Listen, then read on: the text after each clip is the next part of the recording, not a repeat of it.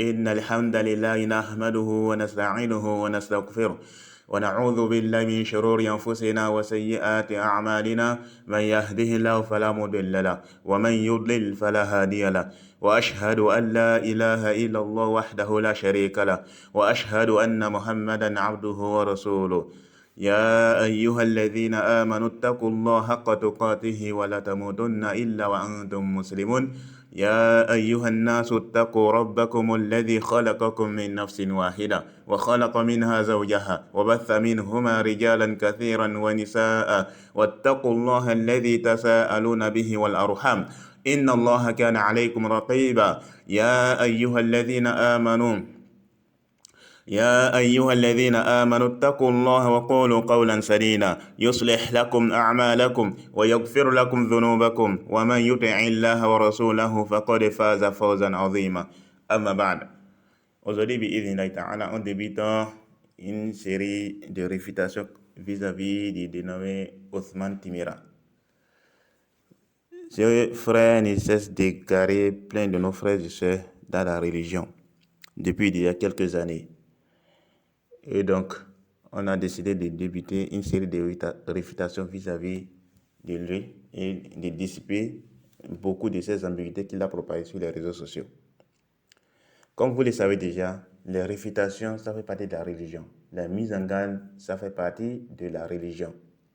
Réprouver des mises en garde, c'est réprouver un principe de la religion. C'est un fondement parmi les fondements de la religion. Et à travers ces fondements, la religion a été préservée par la grâce d'Allah subhanahu wa ta'ala. Donc, ces principes, c'est une cause qui a mené à la préservation de la religion. Donc, aujourd'hui, on a des gens qui réprouvent les réfutations, soit disant que ça divise la communauté, ça fait ceci, les mises en garde, vous êtes en train de faire la médisance vis-à-vis des gens. Tout ça, ce ne sont pas des preuves. Nous avons les preuves du Coran et de la Sunna et le consensus qui prouvent les mises en garde dans la religion. Les mises en garde, ça fait partie de la religion. Au point même, certains savants disent que les mises en garde, ça rentre dans le chapitre de quoi? De l'ordonnance du bien et l'interdiction du blâmable. Et pour ceux qui veulent plus de détails au sujet des preuves de la mise en garde, les preuves tirées du Coran et de la Sunna, avec les paroles des savants sur ce sujet, alors je les renvoie vers la réfutation des frères Mohamed Wara vis-à-vis de Hassan et Hussein, les 3 premiers audios. Il a beaucoup détaillé ce sujet-là. Donc, je vous renvoie vers les 3 premiers audios du frère Mohamed Wara au sujet de sa réfutation contre Hassan et Hussein. Mais moi, je vais me contenter seulement de lire un seul hadith où le prophète sallallahu alayhi wa sallam a fait la mise en garde. Parce qu'on sait tous que le prophète Mohammed sallallahu alayhi wa sallam a fait des mises en garde. Il a mis en garde contre les Khawari, il a mis en garde contre les Qur'aniyoun, il a mis en garde contre les gens qui suivent les versets équivoques. Les compagnons aussi ont fait des mises en garde. Ils ont mis en garde contre les gens des sectes tels que les Qadariya et autres, les Khawari, les Tabin, n'en parlons même pas.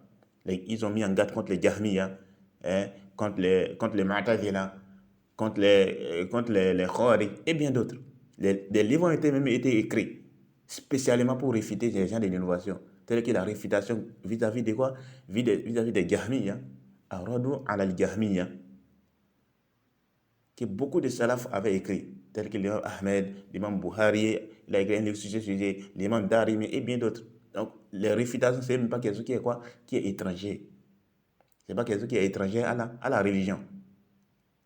Mais malheureusement, aujourd'hui, nous avons des gens qui réprouvent les réfutations, sachant très bien que le prophète Mohammed sallallahu alayhi wa sallam, il a fait des réfutations. Il a mis en garde contre les gens qui suivent les versets équivoques. Et je vais seulement citer le hadith de Aïcha radhiyallahu anha qui a été rapporté par l'imam Buhari dans son authentique et l'imam Muslim dans son authentique. Excusez-moi. L'imam Muslim et Buhari y rapportent. C'est l'imam Buhari, dans son authentique, c'est le hadith numéro 4547. Et c'est l'imam Muslim, c'est le hadith numéro 2665. Aïcha radhiyallahu anha dit, عن عائشة رضي الله عنها قالت قال رسول الله صلى الله عليه وسلم هو الذي أنزل عليك الكتاب منه آيات محكمات هن أم الكتاب وأخر متشابهات فأما الذين في قلوبهم زيغ فأما الذين في قلوبهم زيغ فيتبعون ما تشابه منه ابتغاء الفتنة وابتغاء تأويله وما يعلم تأويله إلا الله والراسخون في العلم يقولون آمنا به كل من عند ربنا وما يذكر إلا أولو الألباب. قال رسول الله صلى الله عليه وسلم إذا رأيتم الذين يتبعون ما تشابه منه فأولئك الذين سمى الله فاحذرهم. Allahu Akbar. La version que j'ai citée là, c'est la version de l'imam Muslim. Et Aïcha radhiyallahu anha, elle dit que le messager d'Allah sallallahu alayhi wa sallam a lu le verset 7 de la sourate Ali Imran, donc la sourate 3 du Coran, le verset numéro 7. Selon la tradition islamiste rapprochée, elle a dit: c'est lui qui a fait descendre sur toi les livres. Il s'y trouve des versets sans équivoque, qui sont la base des livres, et d'autres versets qui prêtent et d'autres versets qui peuvent prêter à d'interprétations diverses.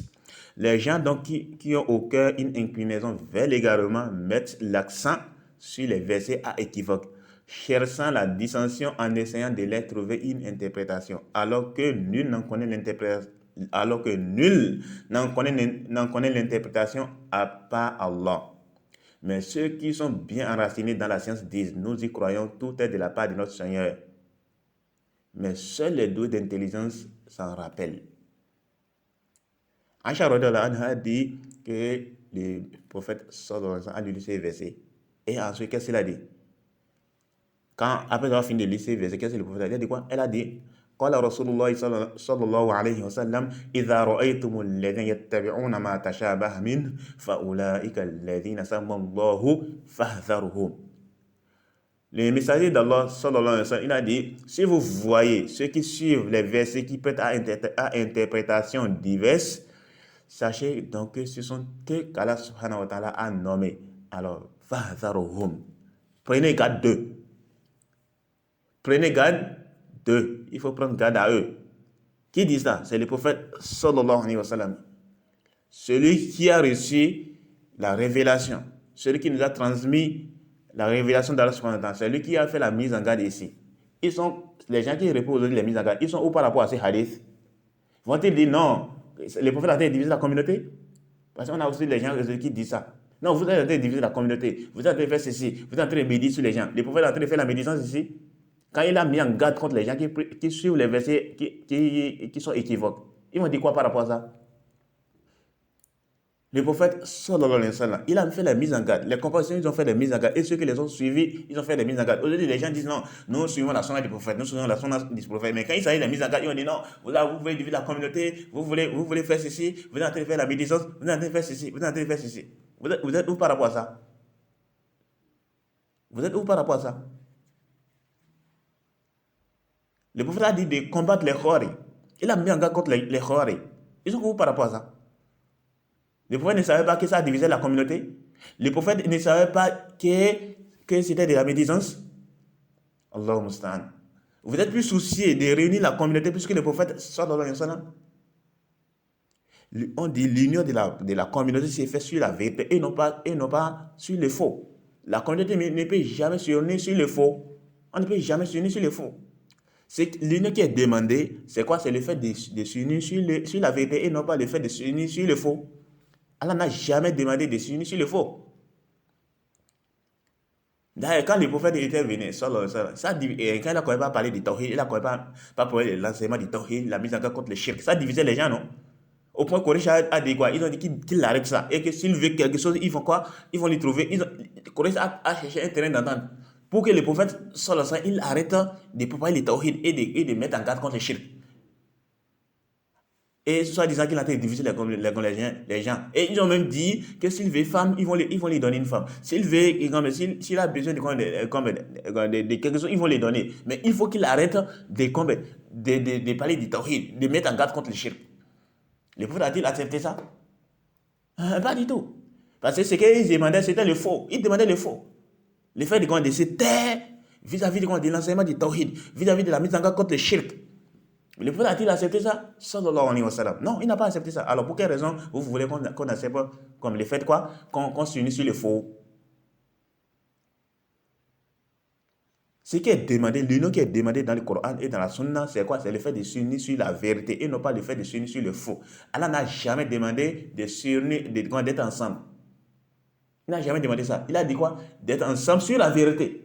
Donc, le simple fait d'être ensemble, ça ne suffit pas. Il faut qu'on soit ensemble sur la vérité. Et non pas le fait comme les Ikhwan. Ils sont entrés on ne doit pas parler des choses qui nous divisent. Et il faut qu'on soit ensemble. Les manats des Ikhwan. On doit être ensemble sur ce sur quoi nous convergeons. Et ce sur quoi nous divergeons là. On va s'excuser autre là. Ça, c'est pas ça. Ça n'existe pas dans l'islam.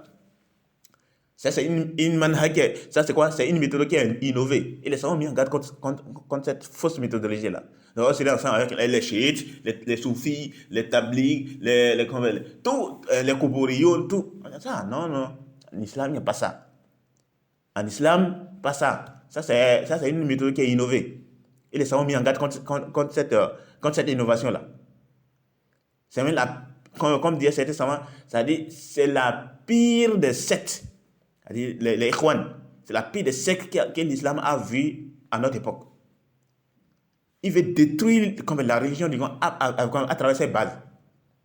Les fondements de la religion, c'est ça qu'il veut. Il veut détruire les fondements de la religion.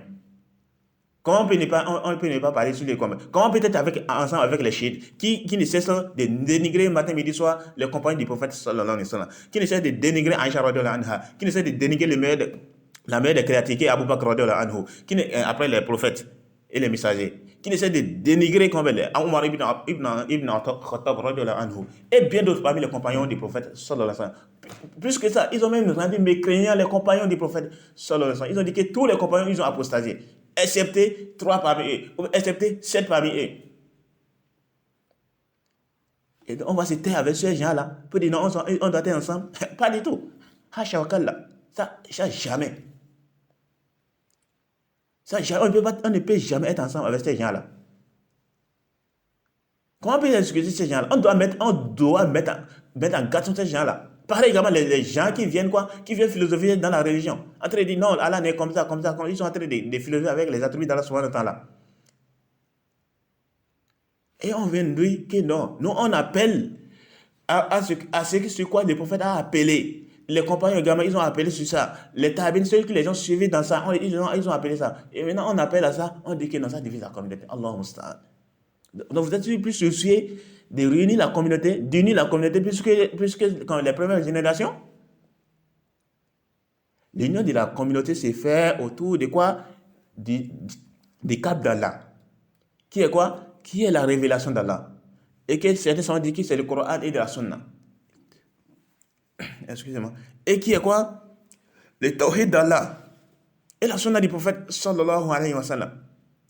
Quelqu'un ici a écarté de la sunna du prophète sallallahu alayhi wa sallam. Là, qu'on va pas amener les innovations. C'est lui qui est en train de diviser. C'est pas celui qui est en train de mettre en garde contre les innovations. C'est pas celui qui est en train de refuser qu'on fasse infiltrer les innovations dans la religion, les nouveautés dans la religion, qui est en train de quoi? Qui est en train de diviser la communauté. Non, c'est pas lui. C'est plutôt celui qui fait infiltrer les innovations, les nouveautés dans la religion. C'est lui qui est en train de diviser la communauté. Allah nous a demandé quoi? Il a dit quoi? Cramponnez-vous tous sur quoi? Sur le câble d'Allah. Cramponnez-vous tous sur le câble d'Allah et ne vous divisez pas. Allah n'a pas dit soyez ensemble et ne vous divisez pas. Allah a plutôt dit quoi? Cramponnez-vous tous au câble d'Allah et ne vous divisez pas. Toi, tu n'étais pas cramponné et tu dis que c'est nous qui divisons. Tu étais cramponné quand tu apportes les innovations dans la religion. Tu étais cramponné. Quand tu dis que le prophète a dit ceci, toi tu dis non, tel chic a dit. On dit le prophète a dit ça, non, il faut nous laisser les hadiths de côté. Il faut nous laisser les hadiths de côté. Il faut nous laisser tout ça de côté. Le Coran, les hadiths, il faut nous laisser de côté. C'est toi qui es cramponné comme ça, quand tu amènes cette philosophie-là. Allah nous dit ceci. Tu dis non, on ne peut pas comprendre ça comme ça, tu ne comprends pas amener des détails de philosophie, alors que les compagnons ont compris ça comme ça. Tu t'es cas de la compréhension des compagnons du prophète sallallahu alayhi wa sallam. Donc tu t'es cramponné comme ça, alors que ce sont tes cas-là sont à agréer. Tu t'es cramponné comme ça? Pas du tout, tu n'étais pas cramponné. Alors comment se fait-il que les gens qui te demandent de revenir à leur compréhension, de revenir à la voie sur laquelle était le prophète sallallahu alayhi wa sallam et ses compagnons, comment se fait-il que toi tu vas dire que ce sont eux qui sont en train de quoi? Qui sont en train de diviser la communauté? Si c'est là une bonne division, alors il n'y a pas de problème par rapport à ça. La division qui est blâmée dans le Coran, c'est le fait que la vérité soit là et que les gens viennent se diviser à cette vérité-là. C'est ça qui est réprimandé dans la religion. Par contre, si le faux et la vérité veulent se mélanger, alors là, il est obligatoire de se diviser. Là, la division devient obligatoire. Allah n'a jamais demandé de s'unir sur le faux. Tous les versets du Coran, quand il parle de quand il blâme la division, c'est quoi? C'est comme la division sur la vérité. Et non pas le fait de se diviser sur le faux. Donc il faut vraiment qu'on prenne garde par rapport à ça. Peut-être on aura une occasion d'en parler plus, de parler plus de ce sujet. L'affaire de la question de la division et autres là. Donc, la mise en garde, ça fait partie de la religion. Quant à ceux qui disent aussi que c'est la médisance, on dit la mise en garde, c'est pas de la médisance. Et les ont clarifié ça déjà. Et comme je vous ai dit, allez-y, dans les 3 premiers audios de Mohamed Ora, il a vraiment beaucoup de détails sur ce sujet-là. Okay? Il a beaucoup de détails sur ce sujet-là. Aujourd'hui, on dit ça, mise en garde contre Hassan et Hussein. La mise en garde, ça ne rentre pas quoi dans la médisance qui est interdite. Et je vous renvoie aussi vers le livre de l'imam Nawawi, Riyad al-Salihin. C'est un livre qui beaucoup de francophones ont plus accès. C'est un livre qui a été traduit et on a plus accès à ça plus que les autres livres. Et c'est même dans beaucoup de mosquées. Tu vois, quand tu rentres dans la mosquée, tu vois ces livres-là. C'est même traduit en français. Il y a dans certaines mosquées, tu vois ça, tu vois la version arabe. Dans d'autres mosquées, tu vois aussi que le livre est quoi? Comme en version française. Parfois, c'est arabe-français. Parfois aussi, c'est uniquement le français. Donc, je vous renvoie vers ce livre-là. Il y a un chapitre que l'imam Nawawi a mis un chapitre dans son livre. Quand il a parlé de beaucoup de sujets là, parmi lesquels il a parlé comme l'interdiction des mensonges et les différents cas de figure où les mensonges sont permis. Ensuite, il a également parlé de quoi? De la question de la médisance. L'interdiction de la médisance. Ensuite, il a fait suivre de nos chapitres qui est quoi? Les chapitres, les cadres où la médisance est permise. Dans les nouvelles versions de l'Irad Solihin, c'est quoi? C'est au chapitre numéro 256. C'est au chapitre numéro 256. Et c'est là il a cité 6 cas de figure où la médisance est permise. Et parmi ces 6 cas de figure, il y a quoi? La question de mise en garde. Le fait de réfuter les gens de l'innovation. Le fait de mettre en garde. Ça fait partie de quoi? Ça fait partie de la religion. Ça ne rentre pas dans la médisance qui est interdite. Donc les gens qui viennent nous dire que c'est la médisance et autres là. Non, ça ne rentre pas dans la médisance qui est interdite. Et comme je vous ai dit, Mohamed, il a beaucoup de détails sur ce sujet-là. Je vous renvoie vers cela pour ne pas encore... Pour gagner plus de temps. Voilà. Donc, voilà ce qu'on peut dire par rapport à ce sujet-là. Et aussi, ces gens-là qui viennent nous dire, non, mais la médisance, c'est si vous êtes en train de critiquer, vous êtes en train de faire cela, vous êtes en train de faire ceci, là, au-dessus des prédicateurs. Mais au même moment, quand il s'agit des dirigeants, là, ce n'est plus que ça divise la communauté. Ce n'est plus que c'est de la médisance. Là, c'est permis. Là, c'est permis. Donc, le fait de parler sur les gouverneurs, sur les dirigeants, non, les dirigeants ont fait ceci, le dirigeant a fait cela. Là, ça c'est permis. Mais quand il s'agit des prédicateurs qui sont en train de garer les musulmans, matin, midi, soir, les gens ne se reposent pas vis-à-vis de leurs égarements et on vient les réfuter là où vous voulez diviser sa communauté. Là, c'est pas bon. Mais quand il s'agit des dirigeants, des gouverneurs, là, c'est permis. Subhanallah. Subhanallah. Le prophète, sallallahu alayhi wa sallam, nous a demandé de ne pas quoi? De ne pas parler sur les dirigeants. Et que si on a quelque chose à les reprocher, de les voir en privé pour les conseiller. Parce que ça fait partie de quoi? Ça fait partie des moyens qui amènent quoi? Qui amènent quoi même? Qui amènent des désordres dans le pays. Les gens aujourd'hui sont en train de critiquer les dirigeants, plus précisément les dirigeants d'Arabie Saoudite. Non, les dirigeants, ceci sont des hypocrites. Non, au point certains, les ont même rendu mécréants. Subhanallah. Au point certains, les ont même rendu mécréants. Qui se prétendent, ils comme ça, alors qu'ils ne connaissent rien. Tu lui poses des questions sur les bases de la religion, rien du tout. Tu vas demander, c'est quoi l'essence de la ilaha illallah? C'est quoi le message de la ilaha illallah? Il ne serait pas en mesure de t'expliquer ça. Mais quand il s'agit des dirigeants, non, les dirigeants ont fait ceci, le dirigeant a fait cela, non, les dirigeants de l'Arabie Saoudite ils ont fait ceci, les dirigeants de l'Arabie Saoudite ils ont fait comme ça, ils ont fait ceci, ils ont fait ça. Alors que l'islam interdit ça, le fait de parler sur les dirigeants. Le fait de parler sur les dirigeants, c'est interdit. Et toi, tu te permets de parler sur les dirigeants.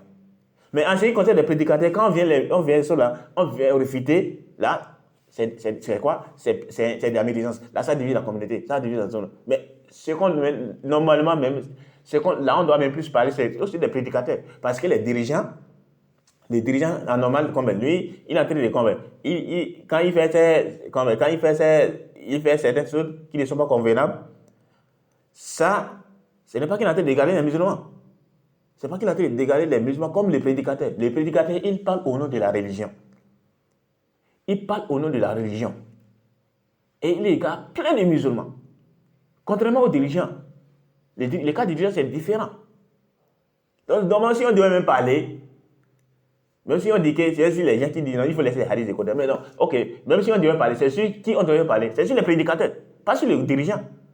Parce que les dégâts que causent les prédicateurs en égarant les musulmans, c'est pire que les dégâts que va causer comme les dirigeants s'il est quoi? C'est en train de commettre certaines activités dans le pays. Parce que là, les gens, il est en train de dégarer les prédicateurs, il est en train de dégarer les musulmans. Que dire encore même le fait qu'il y a des hadiths qui sont venus? Les hadiths du prophète sont ensemble.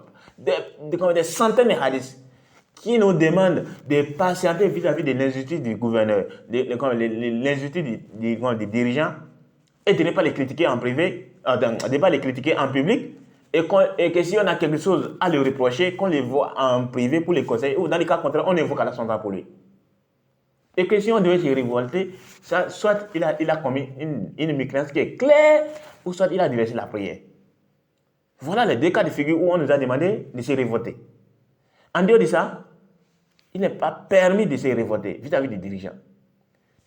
Et que même, comme les savants disent, comme les Cheikh Fawzan et autres, ils disent que quoi? Que le fait de les critiquer, c'est ceux-là encore, ceux qui critiquent les dirigeants en public là, c'est ceux-là, mais ils ont mis encore même, c'est encore le fait de parler sur les dirigeants en public pour les critiquer et allumer la tension afin que les gens puissent se révolter, c'est encore pire que la rébellion elle-même. Parce que ce sont eux qui sont à la base. Et on a un exemple. Ce qui s'est passé en Syrie. Et tu vois les gens, comme les Mohamed Arifi et toutes les bandes, qui ont exhorté, qui incitaient la population à se révolter contre les dirigeants. Et tu vois qu'aucun parmi eux n'a assisté.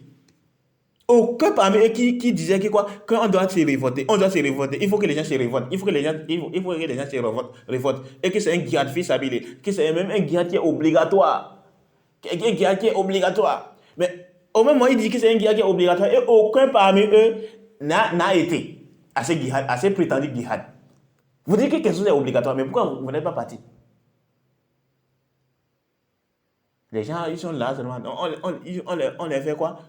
On les fait raviver ils sont en train d'identifier les feux afin qu'ils se révoltent et comme si les cœurs acceptent, baf, ils tombent dedans. Il faut qu'on se réveille. La patience vis-à-vis des dirigeants, ça fait partie également des fondements de la religion. On ne critique pas les gouverneurs, les dirigeants, peu importe son injustice. Sauf, comme le prophète a dit, il a délaissé la prière ou bien il a fait quoi? Il a commis une grande une mécréance qui est claire. Une mécréance qui est claire.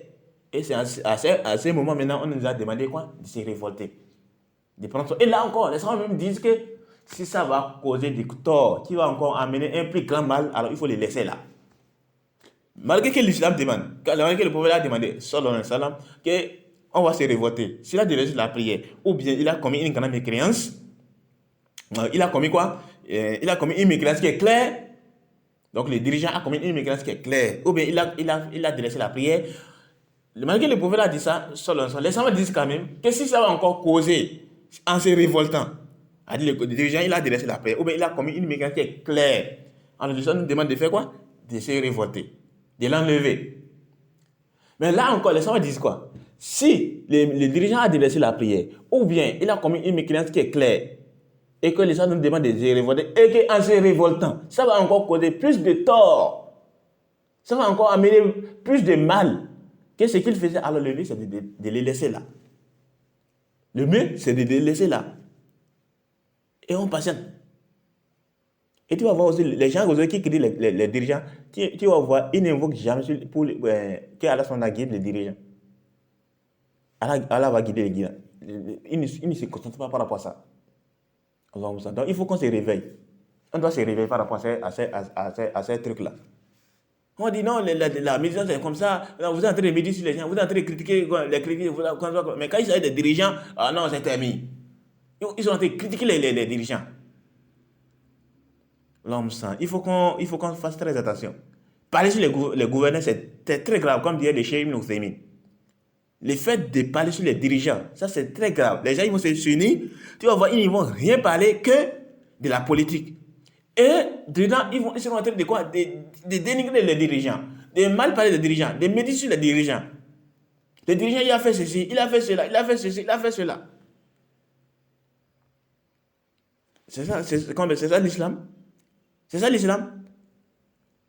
Peu importe l'injustice des dirigeants, tu n'as pas le droit de les critiquer. Les dirigeants sont acceptés. Mais en ce qui concerne les prédicateurs, non. Ou surtout la preuve qui nous demande qui dit que quoi, qu'on ne doit pas créer les gens qui sont en train d'égarer. Alors que les pouvoirs nous disent même ça, sallallahu alayhi wa sallam, c'est qu'il a plus peur pour sa communauté. Ce sont des imams qui égarent. Des imams qui égarent. Donc, on doit faire très attention. On doit faire très attention. La mise en garde, ça ne fait pas de la religion. Hein, ça ne fait pas de la religion. Quand un prédicateur, un égaré, hein, il est en train d'égarer les musulmans, il est en train de propager les innovations, il est en train de propager les ambiguïtés. Alors, on se doit de réfuter. On se doit de le réfuter, de mettre en garde les gens vis-à-vis de ces prédicateurs.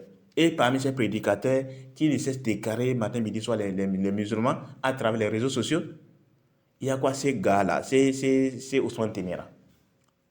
Il a plein d'égarements qu'il a propagés sur les réseaux sociaux. Plein d'égarements.